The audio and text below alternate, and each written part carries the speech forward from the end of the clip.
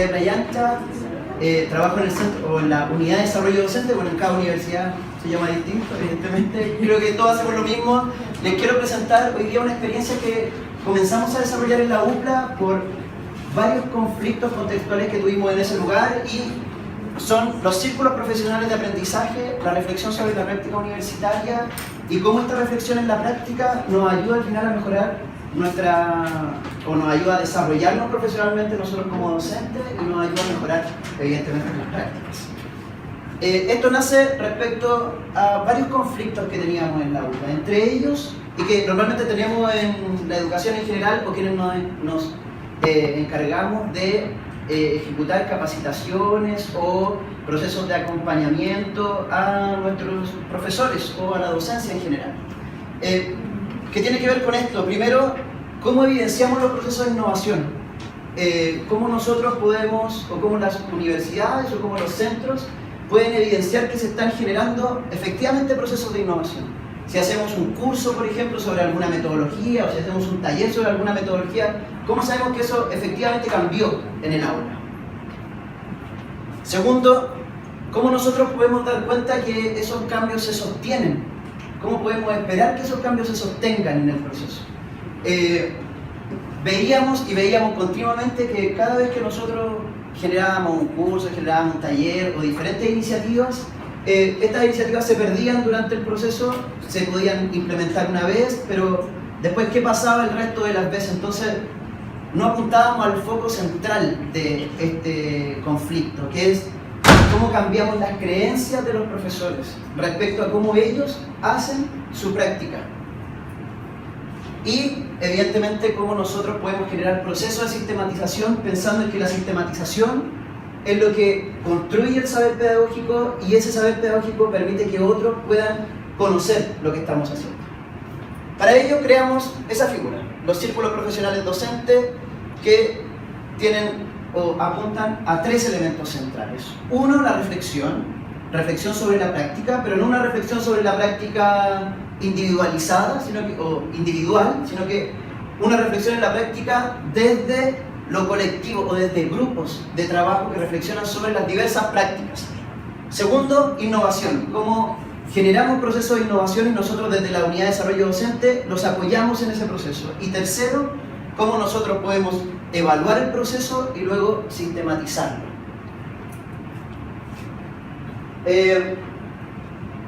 Los objetivos de este proceso están más o menos ahí. Uno, establecer o poder lograr con los docentes de nuestra universidad que ellos ejecuten un diseño y luego implementen una estrategia didáctica innovadora o que apunte a innovar sus prácticas.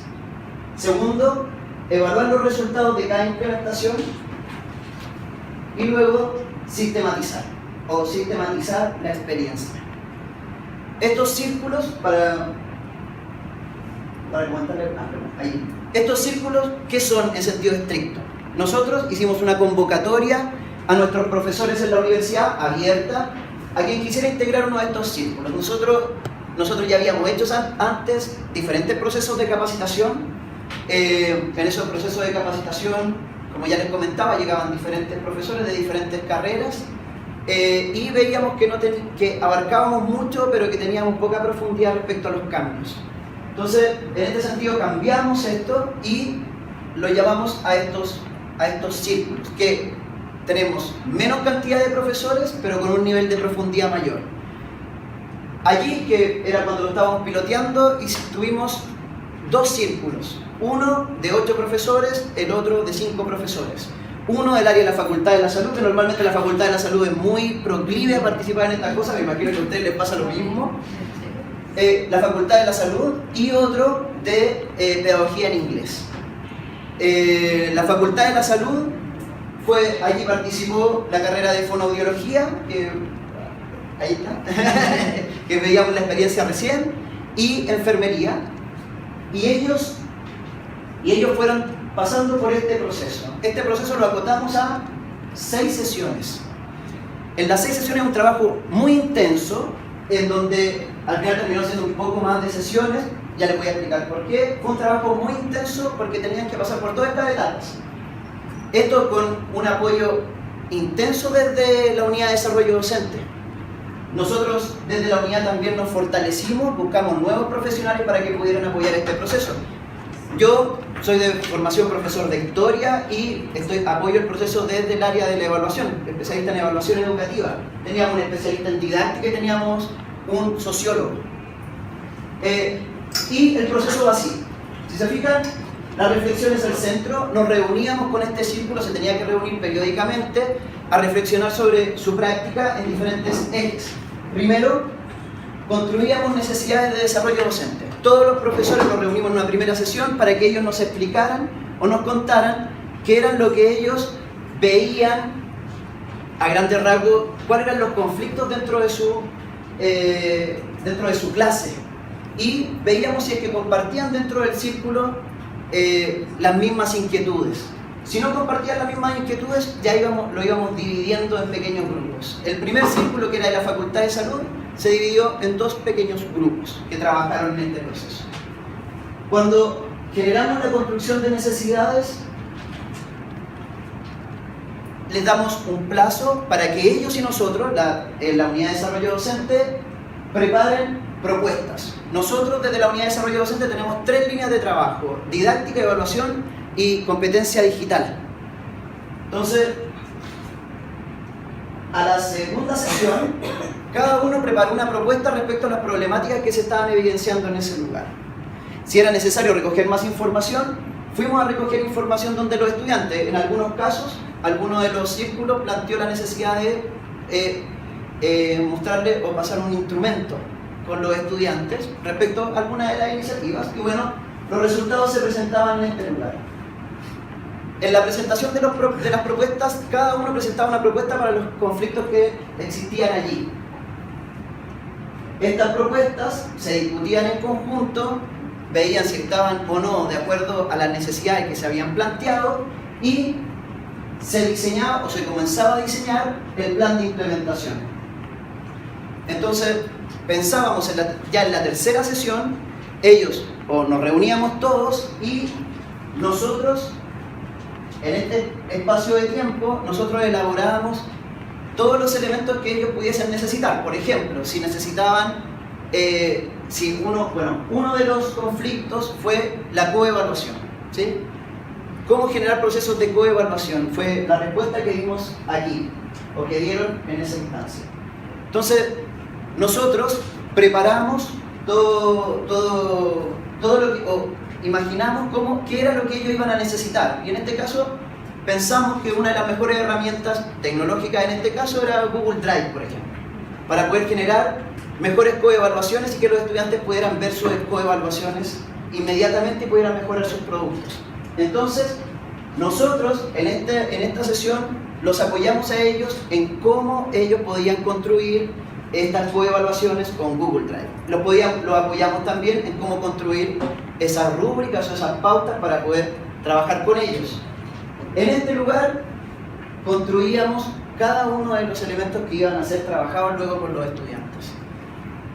Ya para la cuarta sesión, o aquí, esta cuarta sesión en sentido estricto no existió, aquí existió un plazo de 2 semanas en donde nosotros, Comunidad de Desarrollo Docente, fuimos a acompañarlos al aula. Los profesores no tuvieron ningún problema en abrir las puertas de su clase, que eso es un conflicto, pero como ya veníamos trabajando desde acá, fuimos a sus clases, a grabar las clases, fuimos como yo les comentaba, tenemos un sociólogo, y que el sociólogo, en todas estas clases donde se hicieron las implementaciones, levantaba información, y después de que pasaba el proceso de implementación, nosotros generábamos un focus group para recoger información de los estudiantes. Tras ese proceso, nosotros, aquí teníamos un espacio de tiempo, volvíamos a juntarnos, pero ahora con la información ya sistematizada de lo que había pasado en ese lugar, y nos reuníamos de nuevo con los profesores a ver qué es lo que había sucedido y qué cosa y cómo ellos no solo sentían, sino que qué elementos creen que fue favorable durante este proceso. Luego que nos juntábamos, veíamos los planes de mejora, veíamos cómo podía mejorar esto, cómo podríamos identificar los puntos críticos y los puntos fuertes de esto, diseñábamos una nueva estrategia para poder mejorar. La idea de esto era que ya a la última sesión nosotros íbamos a tener dos elementos. ¿Cuáles habían sido las fortalezas y las debilidades del proceso? Y lo que buscábamos era que ellos pudieran sistematizar la información y publicarla. Nosotros los ayudábamos con el proceso de publicación si es que necesitaban algún apoyo en eso. De hecho, este es el punto quizás más crítico del proceso. Aunque nosotros con el sociólogo habíamos sistematizado toda la información, habíamos recolectado la información, habíamos generado los instrumentos para saber qué había pasado en esa aula, fue muy complejo que los profesores se sentaran a escribir. Es un elemento complejo. Pensamos que nosotros habíamos visto antes que la publicación, o pensábamos que la publicación no se generaba porque ellos no tenían la capacidad de recoger la información. Aquí nos dimos cuenta que la cosa fue un poco compleja en ese sentido. Dentro de los resultados, nosotros obtuvimos dos grandes, de enfermería y de fonoaudiología, dos publicaciones que se presentaron en diferentes congresos y fueron aceptadas en algunas revistas, que todas tienen que ver un poco con la percepción, según como ellos mismos lo definieron. Esto está libre para los profesores, como ellos querían presentar sus publicaciones. Tuvimos índice de satisfacción bastante alta, tanto de los profesores como de los estudiantes, según cómo ellos habían sentido este proceso y si les había gustado o no, y si habían valorado el cambio metodológico. Normalmente era lo que nos decían los estudiantes. Algunos obstáculos. Los obstáculos, muy claramente, el tiempo de implementación es muy complejo para los profesores, depende de cuándo se efectúa esto, cuándo se echa a correr esto. Los costos de la implementación, no tanto por la cantidad no tanto por lo que significa en material o materialmente, sino que por la cantidad de horas hombre que están dedicadas a esto. Nosotros tuvimos que contratar ahí un perfil más para que pudiera trabajar allí.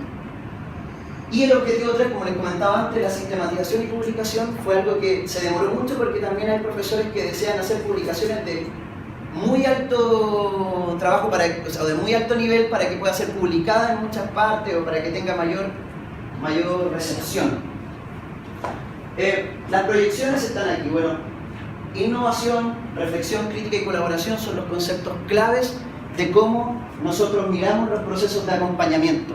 Acompañar no es solo, en este caso, mostrar al profesor cómo se hace tal cosa, cómo se trabaja tal metodología, sino que tiene que estar mediada para que cambie las creencias por reflexión crítica.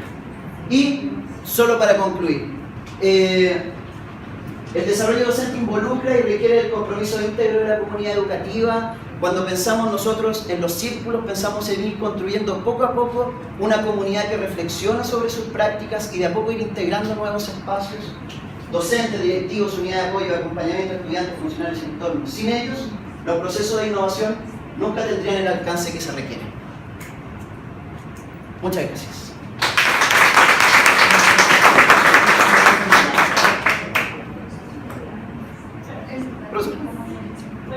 Hola. En términos de percepción del cuerpo docente, tanto de los que participaron de estos círculos, que por lo que comprendí fueron motivados autónomamente a participar en estos círculos. Sí. La percepción de ellos del proceso y la percepción de los docentes que no participaron, ¿tienen alguna información de este tipo? Sí, de los profesores que participaron, ellos quedaron muy contentos con cómo se realizó el proceso de acompañamiento, cómo era muy arduo, y cómo ellos evidenciaron que los estudiantes estaban aprendiendo. Ellos sienten que al cambiar la metodología, porque buscamos metodologías activas en todos los casos, por una parte casos, trabajamos con portafolios, trabajamos con simulaciones, todo esto eran como pequeñas cosas creadas o pequeños programas creados a la medida de la necesidad de los profes. Entonces ellos sintieron o lo recepcionaron bastante bien. Y de los otros que no participaron, muchos de ellos nos preguntaron si es que íbamos a abrir nuevos procesos de esto. Hoy en día tenemos uno que está funcionando. El de hoy lo hemos intencionado con Flip Classroom como metodología de trabajo. Y ese está funcionando hoy día mismo, de hecho están los profesores en una de las sesiones. Eso. Entonces hemos abierto el espectro para que otros participen. Me imaginaba los docentes al ver cómo les iba a sus pares, a lo mejor también se podían ir motivando a participar, y a lo mejor eso significaba también que en un futuro esta proyección implique también mayor trabajo y costo humano, como lo que tú decías también, en términos de implementación y de acompañamiento de este proceso. Exacto. De hecho, uno de nuestros focos, como yo les comentaba al principio, era que estos cambios se sostuvieran, y ese es como uno de los grandes, es como la gran interrogante, cómo hacemos que estos cambios se sostengan, y quedamos muy contentos porque los profesores que todavía que lograron estas publicaciones, no solo siguen moviendo estas publicaciones, sino que se han ganado nuevos proyectos dentro de la Universidad de Innovación, han podido darle una vuelta con otras herramientas, con otras metodologías, y están muy ahí con querer innovar. Sí, bueno, absolutamente. En el círculo, lo que no me queda claro es, si tú esos 6 profesores que se montaron de educación, sí.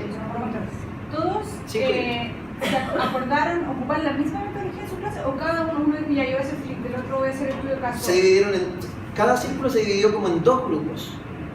¿Sí? Cada uno ocuparon la misma metodología para resolver cualquier sus problemas en todos sus ramos. En este caso, ellos sentían que tenían el mismo conflicto y que tenía que ver con la motivación, qué sé yo, con que los estudiantes no preparan sus clases, bla, bla, bla, o otros sentían que tenían el conflicto a través de la coevaluación, no podían evaluar bien, no tenían buena no tenían buena capacidad de retroalimentación, y allí se prepararon para cada uno como una estrategia distinta de trabajo, pero ellos mismos se juntaron, dijeron, ya, bueno, nosotros 2 trabajamos, tenemos 2 cursos que son similares, nosotros trabajamos. ¿Te puedo hacer una pregunta? Sí. Es que para poder ordenarnos, allá, acá, usted, para que podamos ya hacer algo. Primero felicitarte, me parece súper interesante lo que estás presentando, pero me gustaría que profundizaras en esta etapa que tú llamas reflexión sobre la práctica. Sí. ¿Cómo la generan? ¿Cómo lo ven? Sí, es súper... Sí. Pregunta también, si tiene algún indicador, digamos. Sí, bueno, sobre la reflexión hay varias literatura de por medio, ¿sí? Es muy complejo, y yo diría, es muy complejo hacer el proceso de profundización respecto a la reflexión, de cómo, primero, las primeras etapas respecto a cómo discutir este proceso fue simplemente juntémonos a discutir. Eso fue lo primero, juntémonos a discutir de más o menos lo que ustedes piensen respecto, por eso partimos con las necesidades, respecto a lo que ustedes piensen respecto a lo que pasa con sus cursos. Ahí está lo primero. Y luego el proceso comienza de alguna forma a sistematizarse en relación a las creencias que están en el fondo de esos postulados o de esas prácticas. En pedagogía hay mucha, o para el área de pedagogía hay mucha literatura respecto a la reflexión crítica de los profesores, que en este caso no es distinta aunque sean profesores de la universidad y no sean profesores de formación, digamos. La reflexión sobre la práctica, pero o tratar de llegar a por qué o cuáles son las creencias que están en mí que hacen que yo actúe de una u otra forma respecto a este caso o a esta forma que yo veo, o a este conflicto que yo veo en la clase. Para ello hay diferentes estrategias que tienen que ver con profundización de experiencias, o sea, con preguntas que permiten la profundización de sus experiencias. Eso, básicamente. Tengo 2 consultas. Sí. Una, si en estos círculos de docentes toman en consideración a lo mejor los estilos de aprendizaje de ese grupo estudiante, los perfiles de ingreso para la selección de las estrategias que implementar. Y mi segunda consulta, y comparto contigo en la conclusión que esto es parte importante del diálogo, la construcción, la deconstrucción y la volver a construir de docentes, directores, estudiantes, y en ese sentido ¿han considerado incorporar estudiantes a estos círculos? Sí, mira, lo hemos pensado, siempre lo hemos pensado en hacerlo, la verdad, pero encontramos que los estudiantes tienen algún grado de resistencia que en otros procesos lo hemos podido sortear bien. Hemos trabajado en base a la reflexión, pero en base a otro modelo respecto a las prácticas, por ejemplo. Y en las prácticas ha sido más fácil que los estudiantes quieran participar en estos procesos más que en estos círculos. Entonces ahí, porque el estudiante tiene, qué sé yo, tiene menos tiempo, o le toca con horarios, no sé, nos ha costado mucho más integrarlo, lo hemos pensado, pero la verdad es que no lo hemos podido lograr. Y la otra, si ocupan alguna evaluación previa de ese grupo antes de implementar la estrategia para poder seleccionarla. Sí, en estos casos, no, o por lo menos para uno de ellos, no utilizamos ningún instrumento en particular para detectar qué pasaba antes. En los otros aplicamos ciertos instrumentos, que por ejemplo el instrumento de estilos de aprendizaje o el instrumento de aprendizaje de PICS, de aprendizaje profundo, superficial, nos sirvió muchísimo para poder complejizar y para poder reflexionar sobre la práctica. ¿Por qué? Porque cuando aplicamos ese instrumento, todos los profesores decían, bueno, ¿sabes qué? Los estudiantes son súper flojos, que no quieren estudiar, no quieren hacer nada, no quieren hacer nada. Entonces, cuando pasamos ese instrumento, todos los estudiantes, si se acuerdan de ese instrumento, los clasifica en superficial y profundo. Solo eso. Entonces, todos los estudiantes de ese curso arrojaron que eran todos estudiantes profundos. Entonces, los profesores nos explicaban por qué se había generado eso. Entonces, claro, tuvimos un momento muy enriquecedor de reflexión en ese momento. Ellos no lo entendieron, dijeron, al principio fue como, no están mintiendo, esto es todo falso. Pero después entraron a la reflexión de, claro, es que no es que ellos no sean profundos con su aprendizaje, es que quizás no son profundos con este curso o con las temáticas de este curso por alguna razón. O porque ese curso no se vincula a lo profesional, o porque ese curso no está llegando a estos estudiantes de la forma que ellos los lleven a ser profundos.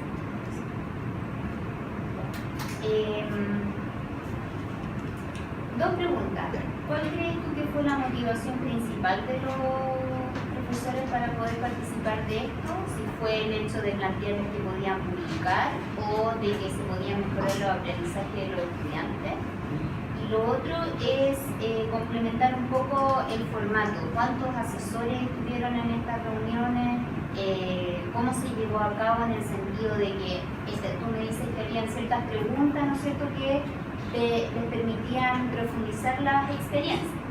Pero esas preguntas se trabajaron en los grupos, estaban de modo general, porque nosotros hemos intentado que los profesores lleguen a ser nuevos críticos y es súper difícil, ya porque no tienen el background de toda la literatura, ¿no es cierto? Entonces cuesta mucho en cuanto a los términos.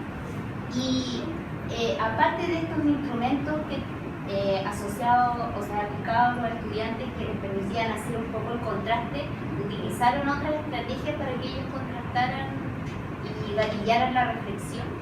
Sí.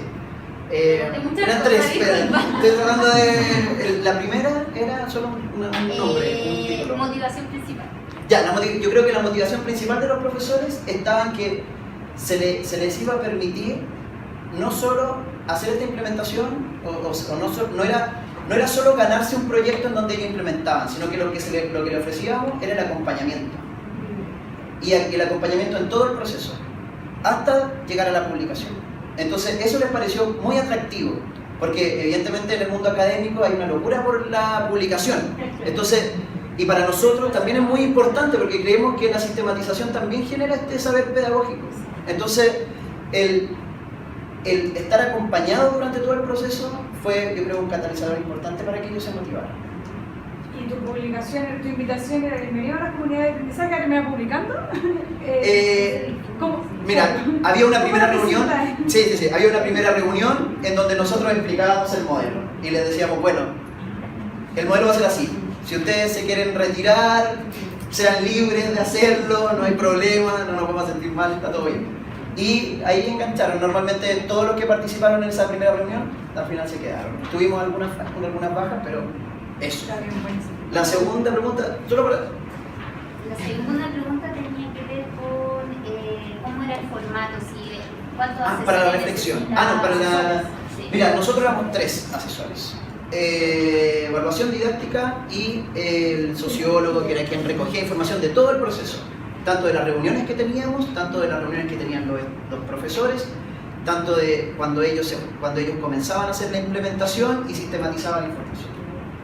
¿Y los 3 estaban en todas las reuniones? Los tres estábamos en todas las reuniones y los tres teníamos que ir a las implementaciones. Y los gatillantes. Los gatillantes es la reflexión. Sí. En algunos casos, como yo te comentaba, el instrumento. Sí. Ver un instrumento generaba la reflexión y desde ahí comenzábamos a trabajar preguntas de profundización. En los otros casos fue un poco más complejo porque todo partió desde estas creencias que tenemos de los estudiantes. Y desde allí, cuando comenzamos a pensar, cuando nosotros le comenzamos a dar las propuestas, que es la segunda etapa, las propuestas de nosotros, a diferencia de algunas de las propuestas de ellos, apuntaban como a un problema de mayor profundidad. Y desde allí comenzábamos nosotros a explicar de por qué habíamos elegido esta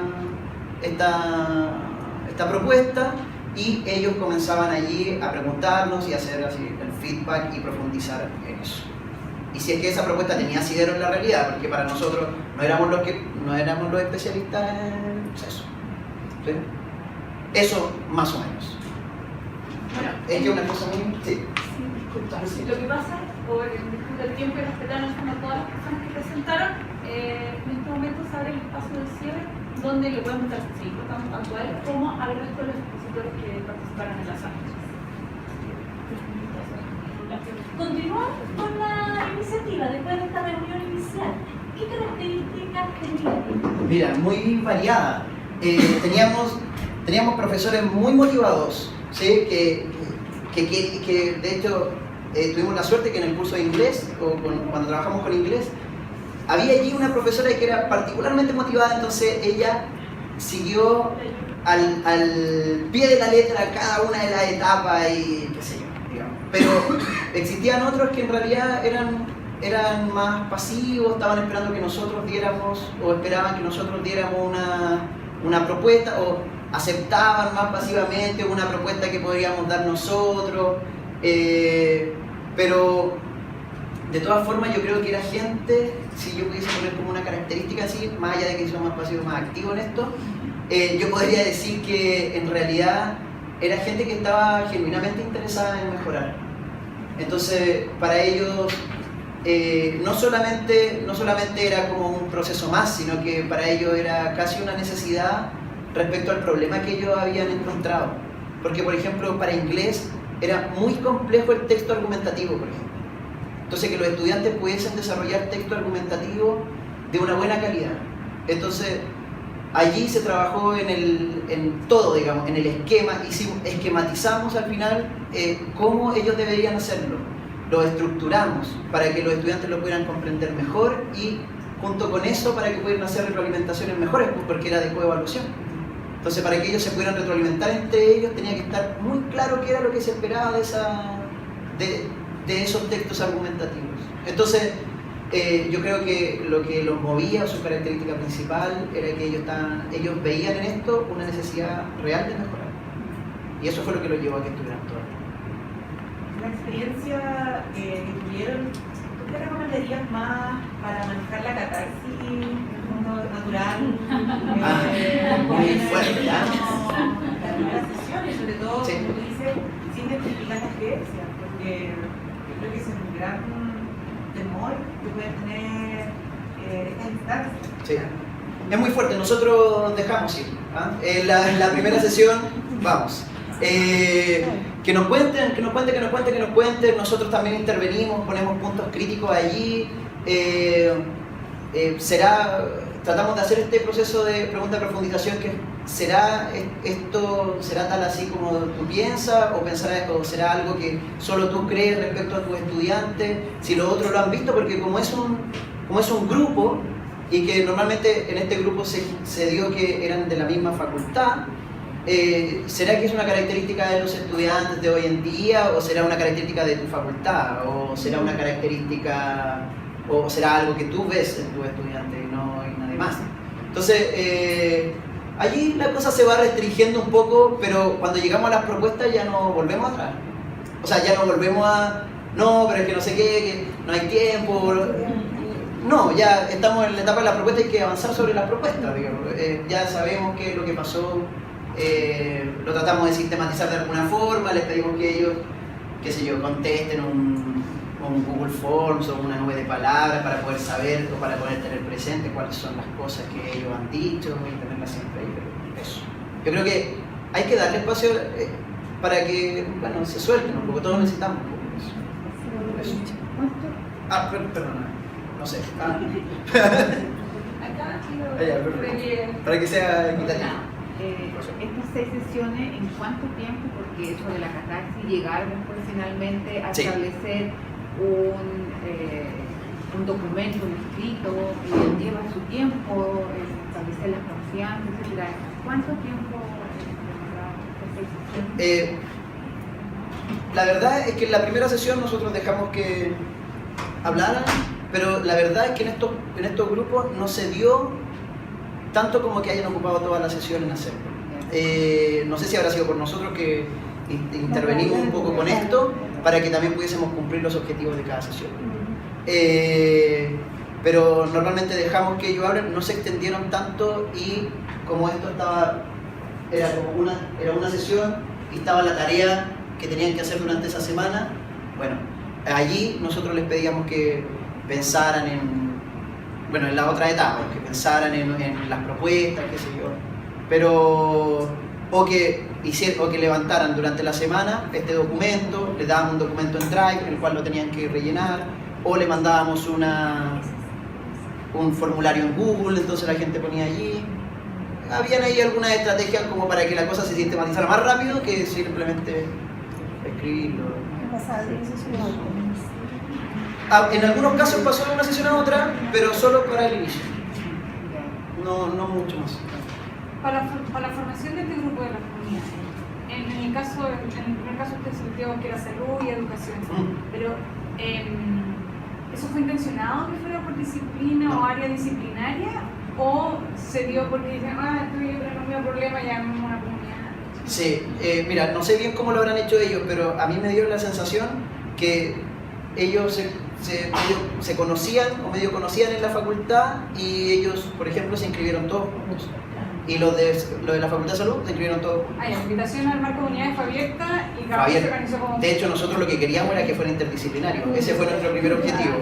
O sea, nuestro primer objetivo era que estuviésemos de todo y haber sumado a los de, no sé, de ingeniería o por áreas afines, quizá ingeniería con ciencia o el área de las humanidades. Por problemas afines. O por problemas afines. Ese fue nuestra primera visión.